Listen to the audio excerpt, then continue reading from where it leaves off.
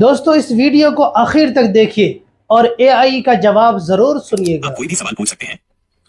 میں یہ پوچھنا چاہتا ہوں کہ قرآن میں کہیں یہ لکھا ہے کہ کوئی شخص بھی اس طرح کی ایک آیت بھی نہیں بنا سکتا؟ یہ چیلنج ہے؟ جی ہاں، بالکل صحیح۔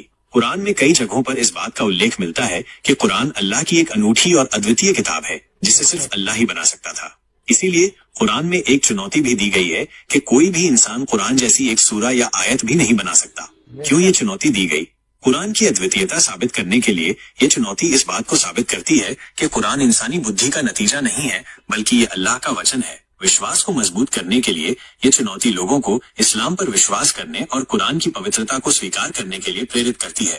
اللہ کی شکتی کا پردرشن کرنے کے لیے یہ چنوتی اللہ کی عظیم شکتی اور گیان کو درشاتی ہے۔ قرآن میں کہاں ملتی ہے یہ چنوتی؟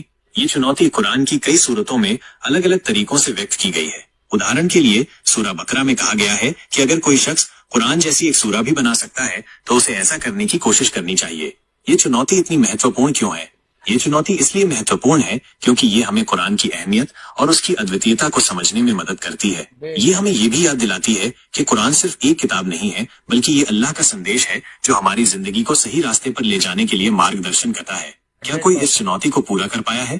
اتہاس میں کبھی بھی کوئی ایسا ویکتی نہیں ہوا جو قرآن جیسی ایک سورہ یا آیت بنانے میں سفل ہو پایا ہو۔ یہ اس بات کا پرمان ہے کہ قرآن انسانی بدھی سے پرے